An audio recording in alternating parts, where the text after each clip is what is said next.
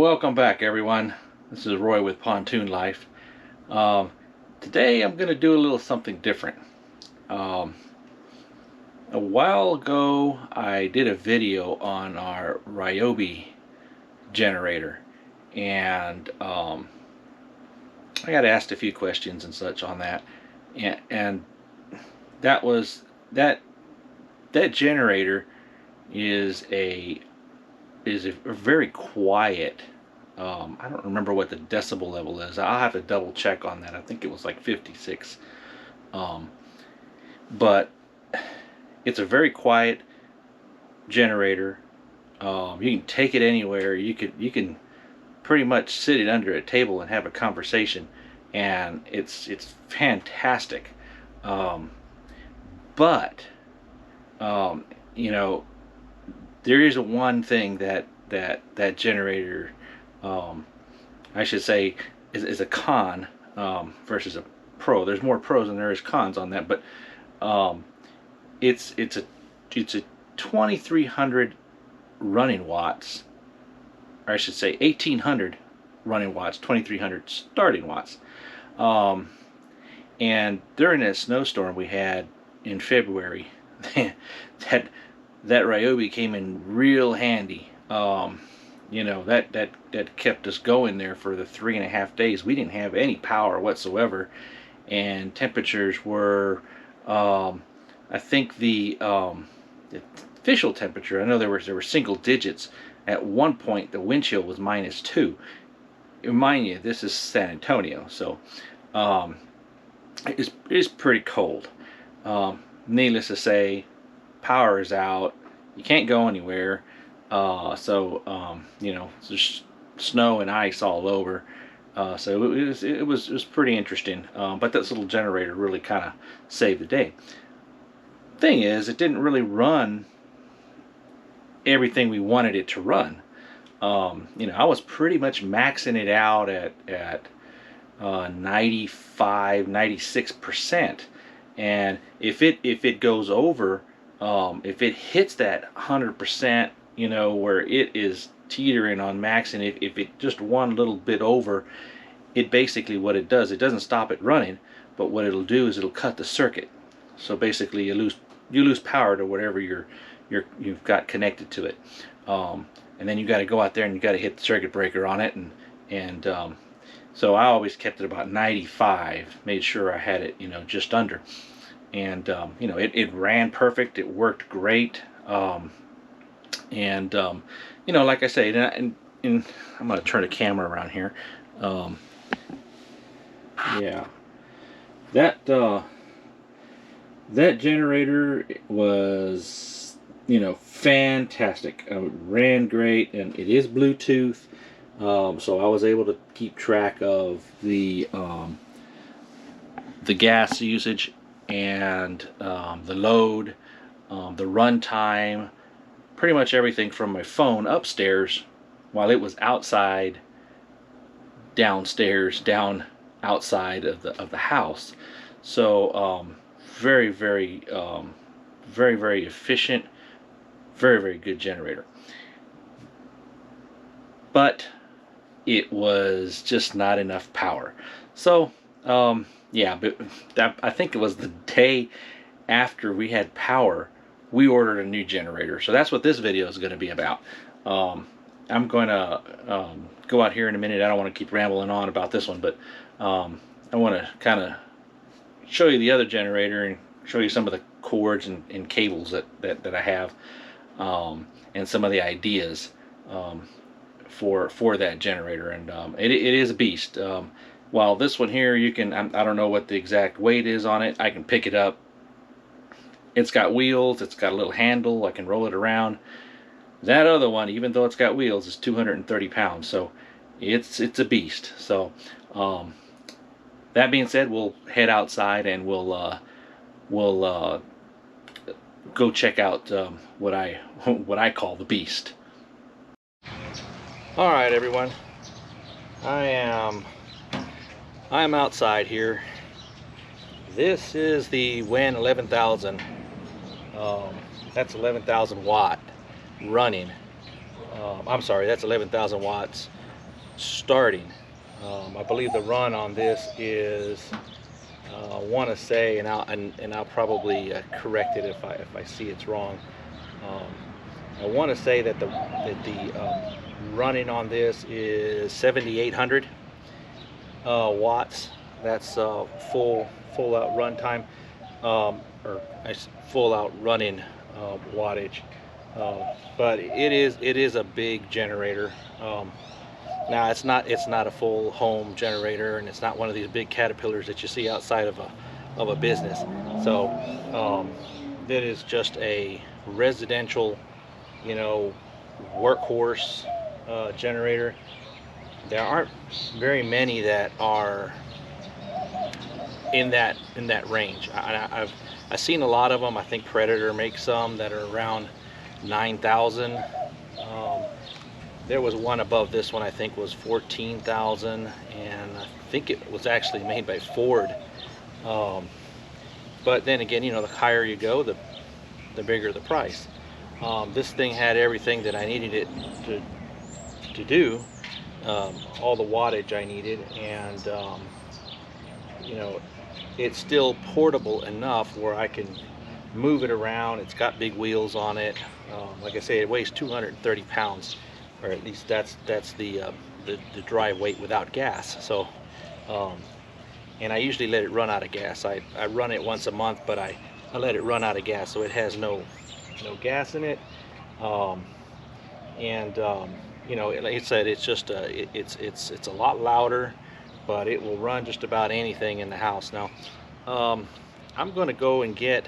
I left my cords over there. I know a few of you've asked me about the power cords on this, and let me go grab them real quick here.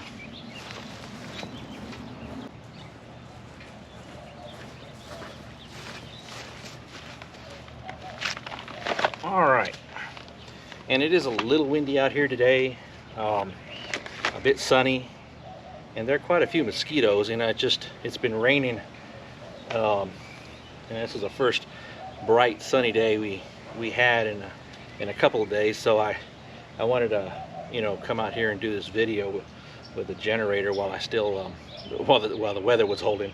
So anyway, a few of you have asked me some of the power cords, and you know, I went over the Ryobi generator, what I did with that one, and that one has this one has the 110 outlets here also. The Ryobi only has one set of these 110 outlets. And what I did was I ran this power cord is actually off of my welder, and it's a real heavy duty. I believe this is a 10 gauge, and just, you know, I ran this one through the kitchen window and then I ran power cords to individual items, heater, our Wi-Fi router, a TV, and I think that was about it in our camera system, so I could actually watch outside while it was snowing, and keep an eye on the generator while it was running through the cameras. I wouldn't have to be down here and going up and down the stairs. So this was the main feeder cable, the heaviest cable that I had, and you know, I wasn't expecting all of that, so glad I had this. So yeah, that was our main line. Now since then, you know, our other cords, I just used the, you know, typical. This is all I had on hand, so I had to run these little 50-foot cords here, and I want to say this is I want to say either a 16 or a, and I think this might be a 16. I know they say on the cord, but I've had this for a while. But anyway, in a pinch, it's all I had. This one I think is a 50-foot. I think I had a couple of 25s. So you know, I didn't have them very long. And if you're going to run any length of power cord, you don't want to run a small cable, kind of like, you know, a tunnel with a lot of traffic. You know, you've got all that amperage going through a small cable. Something's bound to happen sooner or later. It's going to heat up, and and you're liable to maybe start a fire or something. So, um, you know, in a pinch, it worked. What I went ahead and did, and these cables, I haven't even used them yet, but I bought them to use with this generator, or the other generator for that matter, if I needed to. These are 50 foot, and these are, I believe, 12 gauge. Yeah, these are 12 gauge. This one has a triple receptacle on there. Yeah, there's different brands of these, and they can get pretty pricey. This Yellow Jacket brand here was, I want to say it was just right about $69–70 for a 50-foot cord. So you know, you're not going to be going out and buying you know, a whole bunch of these, but you know, what I did was I bought one of those, and then I think they had one of these cheaper ones, this Husky brand, and I bought all these at Home Depot. This Husky brand, same gauge wire, feels about the same, maybe maybe not as glossy or fancy looking. It's kind of a pale yellow, but you know, who cares, as long as it does what it needs to do. That one also has the three end plug on it, still 12 gauge wire. So I've got that one, and then I've got one of these that I've had there. These are just it's for putting on the end of a single prong cord, kind of like this guy. If you had the end here, and you can, you know, come out to a 3-prong if you only have one. So just a couple of different options I had. This particular generator has a 50 amp plug on it, kind of typical of what you find on some of your newer motorhomes, and you know, this will run more than just the 4, you know, the 4 outlets that it has here. So I can actually run my 50 amp cable, which comes out to 3 110 plugs, and then run my 12 amperes, or my 50 foot 12 amp plugs out of that, and that just plugs right in there. So you've got an extra set of plugs there to run.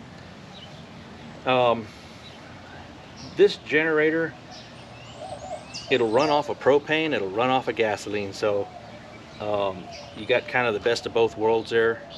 You know, you don't probably want to store a lot of gasoline, but you might have a few extra propane tanks sitting around. But for emergencies, you know, it's perfect. Also, it's got a 30 amp plug as well on here, and these plugs are actually used to if you wanted to hook up to your house using a transfer switch. This generator is transfer switch ready, meaning that it is set up for use in that type of application. I can and it's not something that I would probably do myself as far as adding that transfer switch. They'll put a receptacle on the outside of the house near your main box, and then the other end of that is tied into your main breakers, wherever those may be, and their transfer switches in there. So not something that we're going to do right now. You know, this, I can take it out wherever I need it. If I need to put it out here and run it, I can just put a couple of horses and a piece of plywood over it and run it. I mean, it's a heavy duty commercial type generator, kind of made for you know, outside use anyway. So it's not a problem putting it out here and running it with extension cords running off of it. It's perfectly fine. And you know, I don't know that it's gonna snow this time around, or our power's gonna go out, you know, or whatever the case might be, but our weather hasn't been all that nice lately. Just last night we had golf ball size hail and some pretty heavy duty thunderstorms, so you just never know.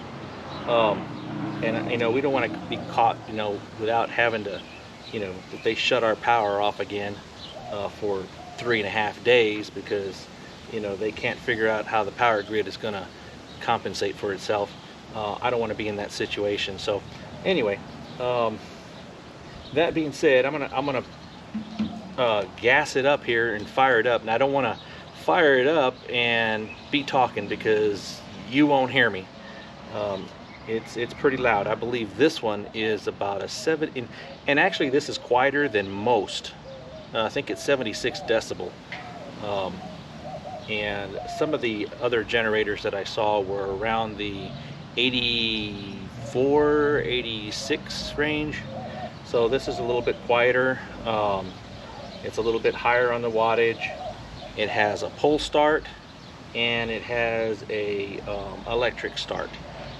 So, you know, different gas. I can use propane, you can use gasoline, have electric start. If that doesn't work, or the battery died, or whatever the case might be, I can pull start it. So let me go get some gasoline, and we're gonna top it off here and fire it up. We'll just leave these cords right there.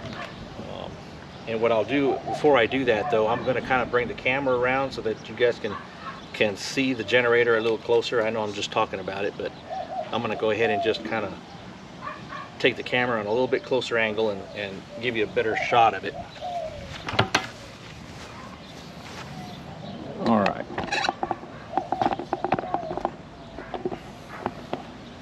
Okay, so looking at the generator, and I'm gonna. All right, so here we go. Just a close-up of the front here. We've got our 50. This is our 50 amp plug, 120 volt, 240 volt. I can run a 240 volt welder if I want to on that one. This is your 30. This is your 30 amp. This is a twist type connector. All of these have breakers on them, so they all have their main breakers. These are your 20 amp breakers. They're GFCI also, so you don't have to worry about you know, if you're out here and it's wet or it's raining or something. And then you've got what looks like the old type cigarette lighter. It's a 12 volt connector there.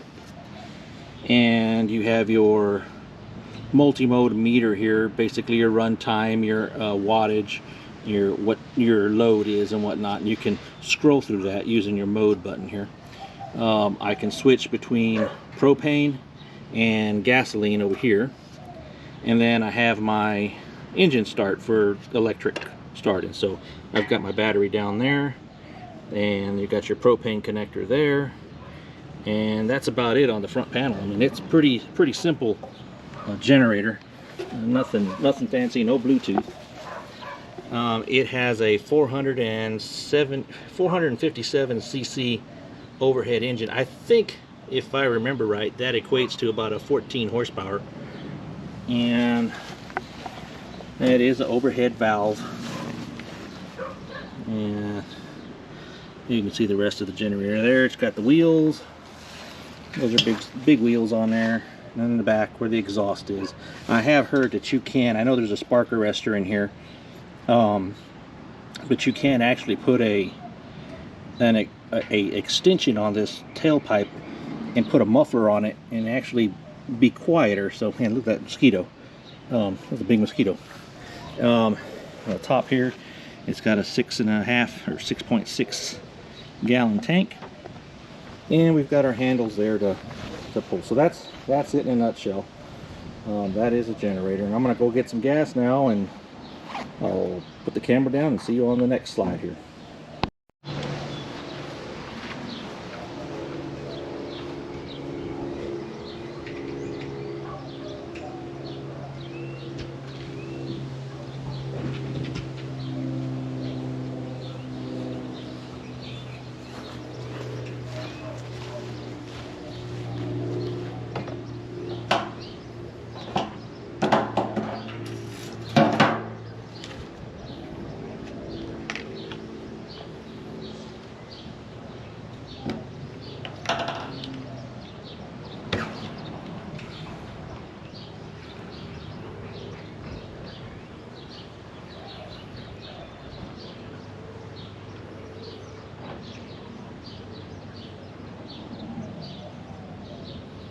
Now I don't want to put that much gas in here because we're just going to do a run on it and let it run for a few minutes and go from there. I'll probably just clean that up a little bit.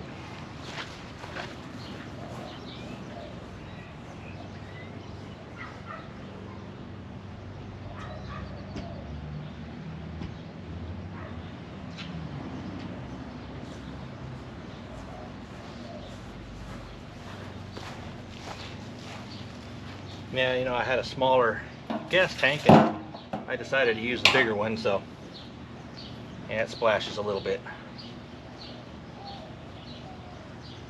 Alright, so it's going to get loud.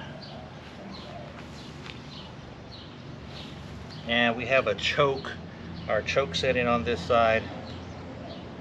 We're going to go ahead and use the electric starter today. We're going to leave it there. On.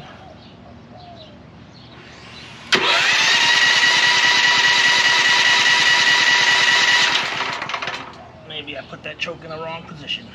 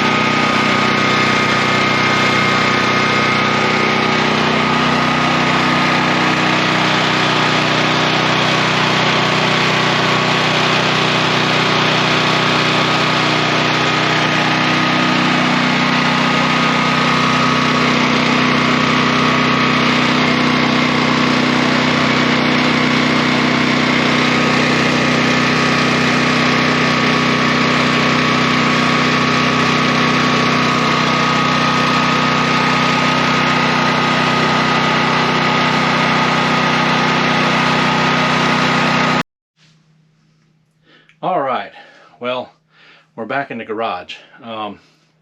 Definitely cooler in here than it is outside.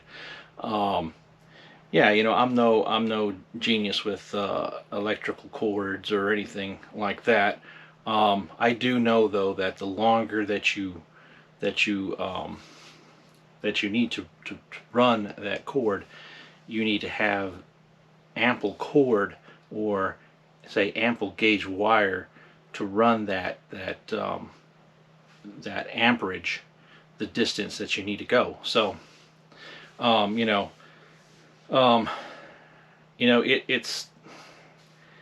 it's one of those things. You know, we needed something that would run a lot more than we had with the little Ryobi generator, and that seemed to pretty much run anything we need to run. Now, we don't have any plans to do the transfer switch, although if we did do it, it'd probably be one of those things where I buy all the parts and then just have an electrician come and actually hook it up to the main breakers, and actually put the receptacle on the outside and everything, so that basically all I have to do is just plug in the generator to that outside receptacle and fire it up, come inside, flip the switch, and you know, everything in the house would pretty much be hot, basically. But you know, it's one of those things that, you know, I'm not ready to do that yet. It's not something that we're going to use you know, all the time, and hopefully the power doesn't go out like it did last time. But if it does, we are prepared. You know, and you know, again, it uses two forms of fuel, so you probably don't want to have a big, you know, storage of gasoline sitting around, but you might have a, you know, if you've seen a lot of these motorhomes, and they have these, I think they're 80-pound tanks I think the 20s are the normal ones you get with the your gas outdoor grills. Then you have some 40 pounders, which would be actually better, I think, for that application there. You might be able to store some of those off, maybe not in your garage, maybe outside in a shed or something. Um, but it's not like it's gonna go bad on you, like gasoline does. Even though you can use a stabilizer and all in the gasoline, and that works for a while. Um, and I run it in the lawnmowers and the weed eaters, and you know I'll even take some gasoline and dump it in the boat there, and I run the boat once a month anyway.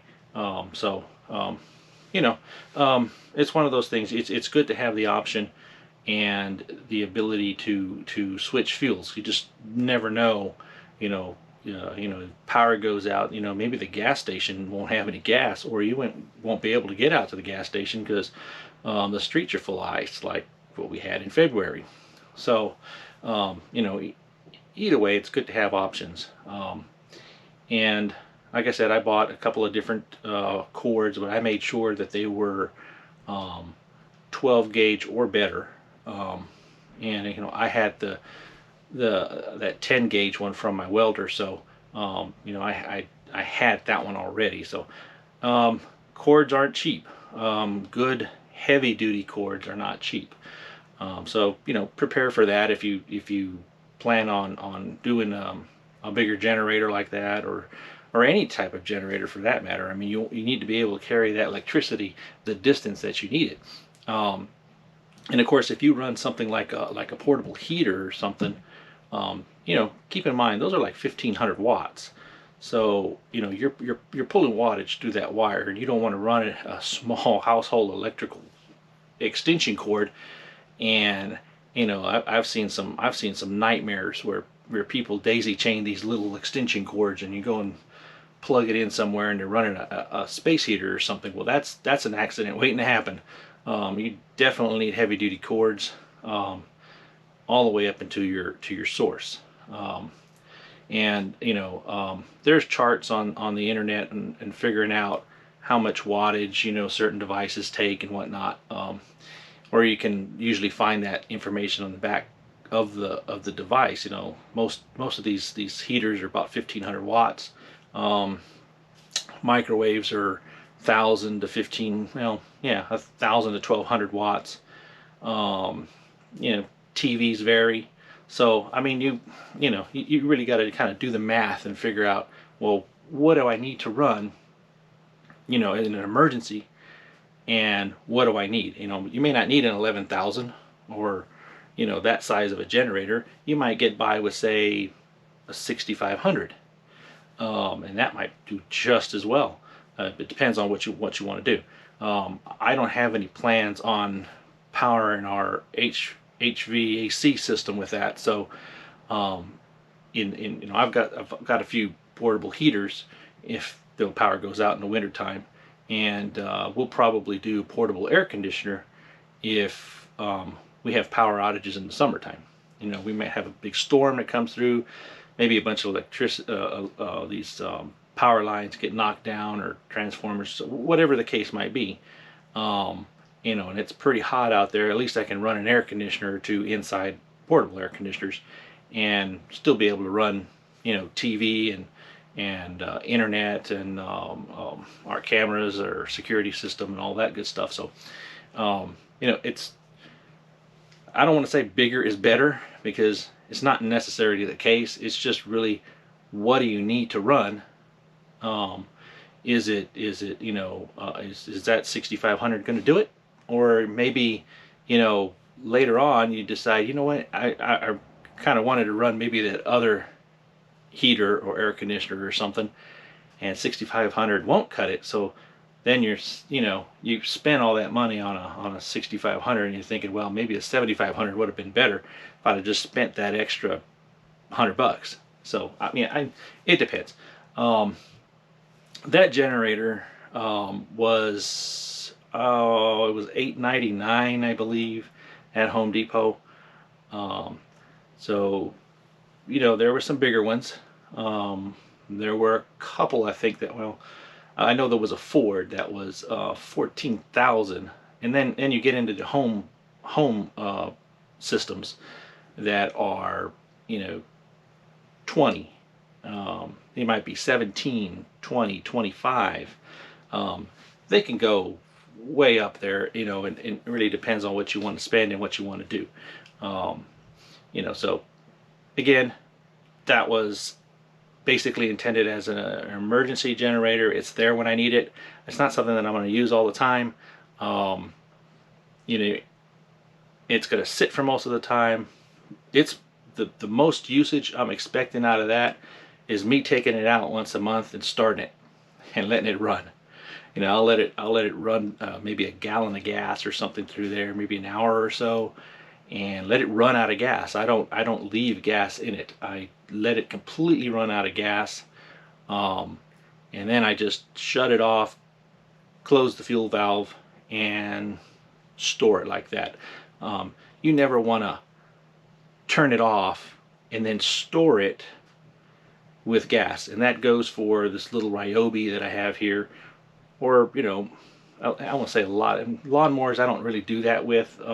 Some, you know, we use the lawnmower a little bit more often than whatnot. So, and of course we used to do that with our boat motors. If you remember the old boat motors, you'd mix the oil and the gas, and you know, at the end of the trip, you know, you pretty much just, you know, cut the fuel and let it run out, you know, until it stopped. And that's how you store the boat motor. These little 5 horsepower. We used to have a little 5 horsepower. I think it was a Sea King, and then of course later on, you know, you had your oil injection engines, and now with the newer ones that are pretty much just like a car engine, you don't run the gas out. Actually, Mercury will tell you, don't run the gas out of that engine. It's not good for it. So, you know, I run my boat motor once a month as well. I do not run the gas out of it. I'll let it run for 30-40 minutes, shut it down, and I'll do the same thing the next month unless I take it out and use it in between there. So, I mean, engines are a finicky thing, and they all require different maintenance and whatnot. So, you know, I'm no genius on that, but I do, you know, go out and regularly start these things and make sure that they are running. And that's about it. I mean, I actually, with this generator today, it was its time to run this month. So I figured, well, let me take the camera out there and just kind of do a little quick video and kind of give you a rundown about some of the features and what it you know, what it is, and kind of give you a heads up. Is that something that I want? Now, if you've ever been without power and it's -2 wind chill outside, you probably already have a generator. I'll be willing to bet that.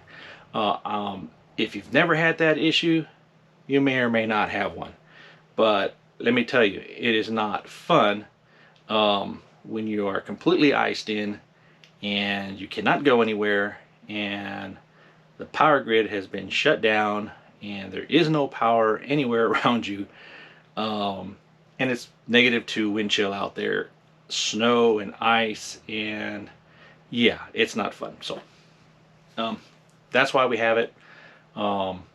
And you know, leave me a comment. You know, is that something that y'all think that you might, you know, want to have? It's not a cheap investment, but in my opinion, it's a good investment just for the once in a while time you may need it. And the good thing about that too is if you need it to do other things, like say run a 240 watt welder, that'll do it. I mean, you don't have to have any special outlets or anything in your house. You can run the welder right off the generator and you're all set.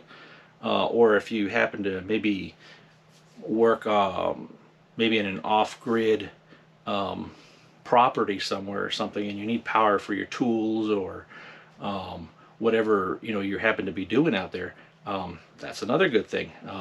Maybe not that size, because unless you have a a trailer you could pull it on, but yeah, that's pretty heavy, and then just picking it up and putting it in the back of a pickup is probably not going to be that easy. So anyway, I'm gonna go ahead and end this video. And I know it's not a fishing video, even though I've got all my fishing stuff here. You see I've got my Dick's Sporting Goods bags here. I still have some of these mystery tackle boxes to go through, and I don't know, maybe about 5 or 6 more of them I have to do here. And yeah, so that's going to be another video. And as far as this one, well, we'll go ahead and end it. And as always, happy fishing. Y'all be safe out there, and we will see you on the next video.